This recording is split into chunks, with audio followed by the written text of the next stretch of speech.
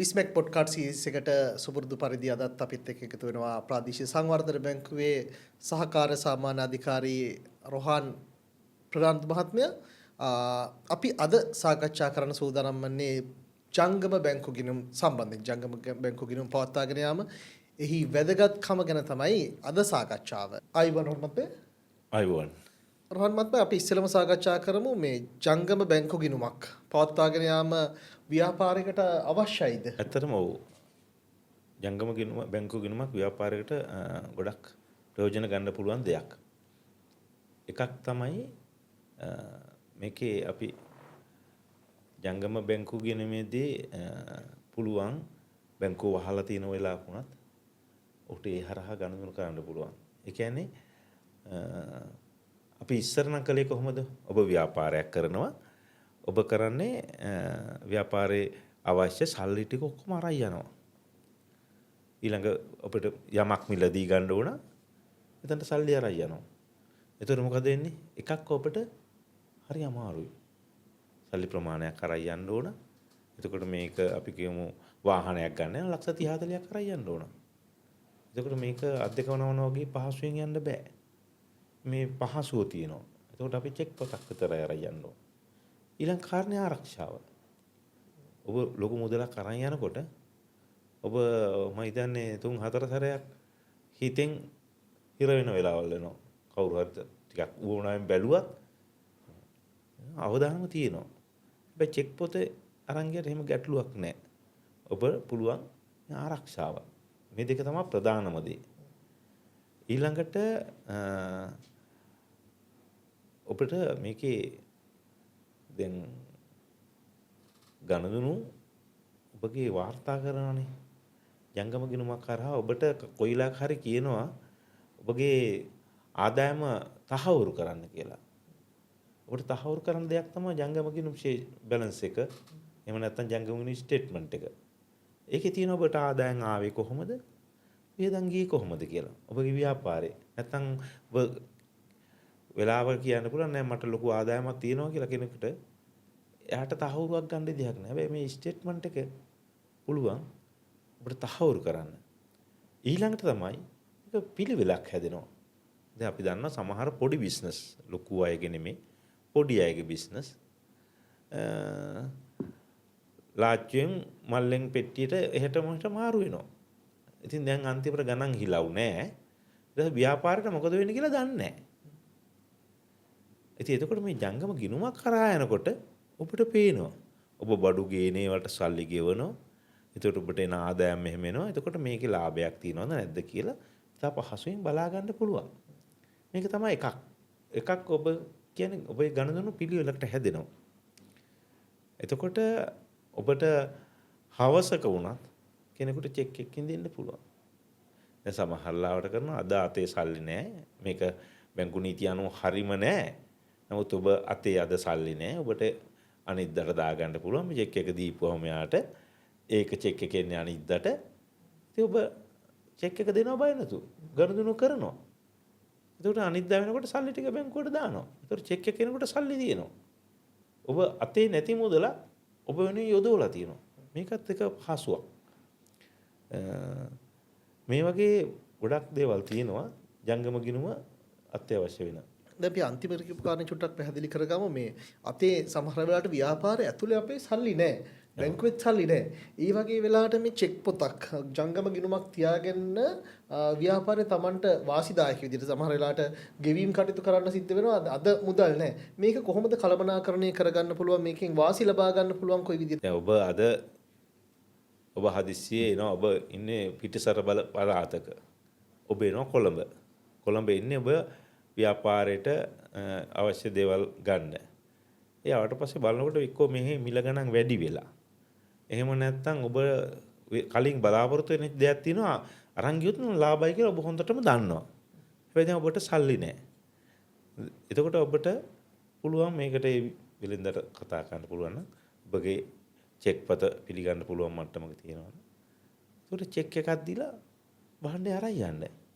හැබැයි ඔබට ගිහින් සමහරට මේ අරන් යන දේ දවසෙන් විකුණලා අපි කියමු සිකුරාදා දවසක ගනුදෙනු වෙන්නේ. ඔබ අරන් යන්නේ.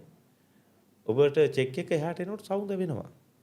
ඒතකොට ඔබට පුළුවන් සෙනසුරාදා ඉරිදා ගමේ පොලේ මේ අරන් යන දේ විකුණලා හරි සල්ලි අරගෙන බැංකුවට සවුන්දෝදි දාන්න. ඒතකොට එහෙමත් පුළුවන්. මේවා නිරන්තරයෙන් කරන්න හොඳ දේවල් නෙමෙයි. නමුත් ඔබට අත්‍යවශ්‍ය වෙලාවක ඔබ හිර වෙච්ච වෙලාවක එහෙම පාවිච්චි කරන්න පුළුවන්. ඔය අපි අහලා තියෙනවා මේ බැංකුවක චෙක් එකක් ඕඩී කළා මේ සල්ලි ටිකක් කරගන්නවා කියලා. මේ මොකද ඕඩී කරනවායි කියලා කියන්නේ මේකෙන් වාසියක් ව්‍යාපාරයකට තියෙනවා. ඕඩී කියන්නේ ඕවර් ඩ්‍රාෆ්ට් කියන එක. ඒ කියන්නේ මේ මුදල ඉක්මවා ඔබට ණය මුදලක් වගේ තමයි. ඒ කියන්නේ ඔබගේ ගිණුමේ රුපියල් 50000 විතර ශේෂයක් තියෙන්නේ. ඔබට අවශ්‍යයි ලක්ෂ 2-3ක ගණනුවක් කරන්න. එතකොට ඔබට කලින් ඔක දෙවිදිහකට වෙනවා. සමහරු මේ ඔඩි එකක් අනුමත කරලා තියාගන්නවා. එතකොට මැනේජර් මහත්තයාට කියලා මම මෙච්චරක මුදලක් සල්ලි නැතුව මේ චෙක් පත් නිකුත් කරනවා. මං වෙනුවෙන් බැංකුවේ ඒවා ගෙවන්න. මං අවල් දවසට සල්ලි ටික දානවා. එතකොට මේක ඔඩි එක සාමාන්‍ය අනුමත කිරීම කළමනාකරු තමයි සිද්ධ කරන්නේ. එතකොට එයාගේ ලොකු වගකීමක් වෙනවා. එතකොට ඔබට දෙනවා ඔබ යතේ නැති සල්ලි රුපියල් ලක්ෂ 5කට ඔබ බිස්නස් එක කරගෙන යන්න. එතකොට හැබැයි ඔබ නියමිත දිනට ඒක දෙන්න ඕන. තව සමහරලාට දෙන ඔබ සමහරලාට චෙක් එක දැම්මා. නමුත් ඔබට බලාපොරොත්තු වෙච්ච මුදල අතට ආවේ නැහැ. ඔය කළමනාකරු දෙක කතා කරලා කියනවා අද මගේ චෙක් එකක් එනවා. මට මේක අනේ ඔඩි කරලා දෙන්න කියලා. කළමනාකරු එකඟ වුණොත් ඒ බැංකුවේ ඒ චෙක් එකකිනු ඔබ වෙනුවෙන් සල්ලි ගෙවනවා බැංකුව. ඔබෙන් යම් පොලියක් අය කරනවා. ඒක තමයි ඔඩි කරනවා කියලා තියෙන්නේ. හැබැයි මේක අර දැලිපිහියෙන් කිරි කනවා වගේ හොඳ පරිස්සමෙන් කරන්න ඕන වැඩක්. එහෙම කරන්න පුළුවන් කියලා තමුන්ට ආදායම් එන්නේ නැතුව මෙයා කරලා මේක චෙක් දීගෙන ගියොත් ඔබ දන්නේම නැතුව ඔබ වංගුලොත් වෙයි. හැබැයි ඒක පරිස්සමෙන් කළොත් නේද? දැලිපිහියෙන් බෙල්ල කපන්නත් පුළුවන්, කොණ්ඩේ ගානට රැවුල කපා ගන්නත් පුළුවන්. ඒක පරිස්සමෙන් හැන්ඩල් කරනවා නම් පුළුවන් ඒක කරන්න. ඒක හොඳ උපක්‍රමයක්. හැබැයි ඒක ඕඩි එකක් ආවට ගියට දෙන්නේ නැහැ. ඒ කියන්නේ කළමනාකරු බලනවා ඔබගේ ආදායම් රටාව. ඔබගේ ගිණුම කොහොමද ගණනුන වෙලා තියෙන්නේ? ඔබට මුදල් එනවද යනවද මේවා කියලා බලනවා. එපකිය අර ගණනුන විශ්ලේෂණ වාර්තාවක් තියෙනවා කියලා. ඔබගේ ගිණුමේ වාර්තාව අනුව බලලා තමයි අතීන්දු කරන්නේ. ඔබගේ ගණනුන රටාව හොඳයි. ඔබට මුදලක් හැමයා කරගන්න පුළුවන්. ඒ නිසා ඔබට ඕඩි එකක් දුන්නට කමක් නැහැ කියලා. දැන් අපි ජංගම ගිණුමක් ආරම්භ කරන්න ඕනම කෙනෙක්ට ඕන ව්‍යාපාරයකට ගිහිල්ලා ජංගම ගිණුමක් ආරම්භ කරන්න පුළුවන්ද? නැත්නම් මේකට මොන හරි සුදුසුකම් ප්‍රමාණයක් තියනවද සපුරා ගන්න ඕන? සාමාන්‍ය ඉදිරි කිරීමේ ගිණුමක් ආරම්භ කරනවා වගේ ජංගම ගිණුමක් ආරම්භ කරන්න බෑ. එකක් තමයි ඒකට තැන්පතු ප්‍රමාණයක් තියෙනවා. එක බැංකුවෙන් බැංකුවට වෙනස් වෙනවා. සමහර රුපියල් 15000 20000 වගේ කියනවා. එක ගණන් තියෙනවා. එතකොට ඒ වගේ මුදලක් දාන්න ඕන. එකක් තමයි ඔබ දැන් ඉතිරි කිරීමේ ගිණුමක් කරන්න ගිහින් බැංකුවට ගිහින් කතා කරපුවාම ඔබේ ඩෙන්ටි කාඩ් එක දීපුවාම ඔබට අර ෆෝම් ටික පුරවලා අරලා දෙනවා. සාමාන්‍යයෙන් ජංගම ගිණුමක් විවෘත කරද්දී ඒ බැංකුවේ ජංගම ගිණුමක් හිමි කෙනෙක් ඔබ හඳුන්වා දෙන්න ඕන. මෙයා හොඳ බිස්නස් කරන කෙනෙක්. මම රෙකමෙන්ඩේෂන් එකක් දෙනවා කියලා සාමාන්‍යයෙන් එහෙම හඳුන්වා දීමක් කරනවා. බොහෝ විට බලනවා ඔබගේ ව්‍යාපාර රෙජිස්ට්‍රේෂන් එක බිස්නස් රෙජිස්ට්‍රේෂන් එකක් තියෙනවද කියලාත් බලනවා. බිස්නස් රෙජිස්ට්‍රේෂන් එකක් බොහෝ විට වැදගත් වෙනවා. ඒව බලලා තමයි බලන්නේ. බොහෝ විට ඔබ කලින් සාමාන්‍යයෙන් ඉතිරි කිරීමේ ගිණුමක්වත් කරලා මාස කිහිපයක්වත් ගණන් කරලා තියෙනවා වඩා හොඳයි. ඒ වගේ බලනවා. මොකද ජංගම ගිණුම කියන්නේ දැන් මම අපි ඉස්සලා කිව්වේ චෙක් පොතක් දුන්නාට පස්සේ ඔබට පුළුවන් සල්ලි නැතු වුණත් ලොකු මේ ගේමක් එකපාරට ගහන්න. ඒකට එහෙම නැතුව ඔබ එහෙම කරන්නේ නැති කියලා ඒගාලට සාමාන්‍යයෙන් ඔප්පු වුණාම තමයි එහෙම දෙන්නේ. එතකොට ඒක ජංගම ගිණුම් වර්ග දෙකක් විතර වගේ තියෙනවා. පුජ්‍යලික පර්සනල් ගිණුම් තියෙනවා. ඒ වගේම බිස්නස් ඒවා තියෙනවා වෙනම. එතකොට ඒ වගේ සාමාන්‍යයෙන් අර තියෙන්න ඕන බැලන්ස් එහෙම සමහරලාට වෙනස්. දැන් ජංගම ගිණුමක් පවත්වාගෙන යනකොට අපි දන්නවා ඉතිරි කිරීමේ ගිණුමක් තියෙනවා බැංකුවෙන් අපිට පොලියක් දෙනවා. හැබැයි ජංගම ගිණුම පවත්වාගෙන යනකොට යම්කිසි ගාස්තු ක්‍රමවේදයක් ඒකට අය වෙනවද? මේ අවම ඔබතුමා කතා කරා අවම ශේෂයක් පවත්වාගෙන යාම. අවම ශේෂය පවත්වාගෙන යාම තීරණය වෙන්නේ කොහොමද කියන එක අපිට පැහැදිලි කරන්න. ඔව්. දැන් ඉතිරි කිරීමේ ගිණුම නම් එහෙම අවම ශේෂයක් ගන්න රුපියල් 500ක් 1000ක් ඒ වගේ තියෙන්නේ. හැබැයි ජංගම ගිණුමේ එහෙම නෙමෙයි. ඒකේ තියෙනවා සාමාන්‍ය රුපියල් 15000 25000 වගේ ගණන් තියෙන්නේ. එතකොට ඒ වගේ තමයි ඉතිරි කිරීමේ ගිණුමට සාමාන්‍යයෙන් දවස ගානෙම පොලිය ගන්නේ වෙලා මාස්පතා බැර වෙනවා. හැබැයි ජංගම ගිණුමට පොලියක් හැදෙන්නේ නැහැ. ජංගම ගිණුම ඔබගේ මුදල් ඔබට ගනුදෙනු කරන්න පහසු වෙන විදිහට දීලා තියෙන සේවා දෙනවා. නමුත් ඔකට පොලියක් දෙන්නේ නැහැ. එතන පොඩි අවාසියක් තියෙනවා ජංගම ගිණුම් වල. ඊළඟට ජංගම ගිණුමේ ඔබගේ ශේෂය පවත්වාගෙන යන්න ඕන ශේෂය පවත්වාගෙන ගියේ නැත්නම් ඔබෙන් charge එකක් ගන්නවා.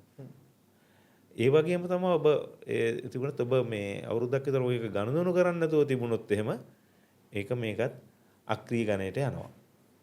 හරිද? එතකොට ඒකේ අවුරුදු 10ක් විතර වගේ තිබුණොත් සාමාන්‍ය abandon කියලා ඒ කියන්නේ අත්හැර දැමු දීපල මට්ටමටත් යන අවුරුදු 10ක් විතර මුකුත්ම කරන්න නැතුව තිබුණොත්. එතකොට මේකේ charges වගේකුත් තියෙනවා. ඒ කියන්නේ ජංගම ගිණුම පවත්වාගෙන යනකොට ඔබට සේවයක් දෙනවනේ බැංකුව.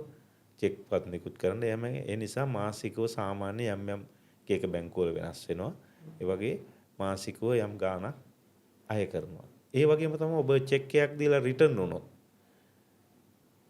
ඒ කියන්නේ ඔබේ සල්ලි නැහැ. ඔබ බැංකුව එකඟ වෙලත් නැහැ ඔබට මේ චෙක් එකට මුදල් ගෙවන්න ඕඩී කරලා එහෙම වුණොත් ඔය රිටර්න් වුණොත් ඔබගෙන් ගාස්තුවක් අය කරනවා.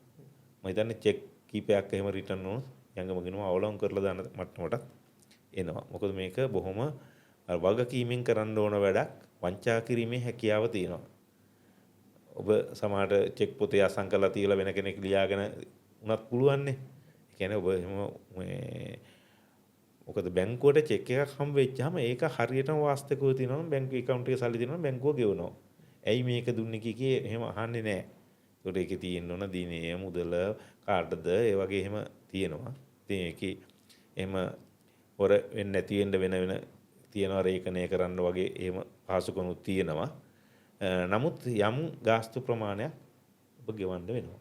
හැබැයි අපිට ජංගම ගිණුමක් පවත්වාගෙන යනකොට ඒකෙන් බැංකුවෙන් ගෙවීම් කරනකොට සමහර වෙලාවට ලොකු විශාල ප්‍රමාණයක මුදල් ගෙවනවා නම් බැංකුව නැවත දුරකථනයෙන් කතා කරලා තහවුරු කර ගැනීමේ ක්‍රමවේදනු ඔව් තියෙනවා. ඒ කියන්නේ බැංකුවට යම් කිසි සැකයක් ඇති වුණොත් නැත්නම් මෙහෙමයි. ඒක වෙන්නේ අපි කියන්නේ හැමතිස්සෙම අපි අර හිස්ටරියත් එක්ක බලනවානේ. ඔබගේ ජංගම ගිණුමෙන් නිරන්තරයෙන් අපි කියමු ලක්ෂය 2 එහාට මෙහාට චෙක් වලින් යනවා නම් ගැටලුවක් නැත්නම් ලක්ෂයක 2ක චෙක් එකක් ආවට ප්‍රශ්නයක් නැහැ. හැබැයි ඔබගේ ජංගම ගිණුමේ හැමදාම ලක්ෂය 2 නම් යන්නේ එකපාරටම ලක්ෂ 25ක විතර චෙක් එකක් ගෙවන්න આવොත් පොඩි ගැටලුවක් තියෙනවා. ඒක පොඩ්ඩක් ආරක්ෂාවට. මම අර ඉස්සල්ලා වැඩසටහන කියන බැංකුවක් එක්ක ගනුදෙනු කරන්න ඔබ වෙනුවෙන් ඉන්නවා කියලා. ඔබ වෙනුවෙන් තමයි ආරක්ෂා වෙන්නේ. නැත්නම් බැංකුවට කිසි ගැටලුවක් නැහැ මේ චෙක් එක ගෙවලා දැම්මම උසාවි ගියත් කිසි ප්‍රශ්නයක් නැහැ. බැංකුව සියලු කාර්ය සත්භාවයෙන් ගෙවලා තියෙනවා නම් ප්‍රශ්නයක් නැහැ. හැබැයි නෑ. ඒක නිකන් අපේ කමක් වගේ. ඒක චෙක් බලනවා. නෑ මෙයා ඇත්තට මේක වෙන කවුරු හරි මොකක් හරි කරනවද? ඔබ වෙනුවෙන් ආරක්ෂක පියවරක් ගන්නවා බැංකුව. අපේ මූල්‍ය සාක්ෂරතාවය බැංකු ක්‍රමය මුදල් ගැන දැනුවත් කරන පොඩ්කාස්ට් සීරීස් එකේ තවත් පොඩ්කාස්ට් එකකට එකතු වුණාට බොහොම ස්තුතියි රෝහන් මහත්මයා. අපි තවත් සාකච්ඡාවකින් හමු වෙමු. බොහොම ස්තුතියි. නැවත හමු වෙමු.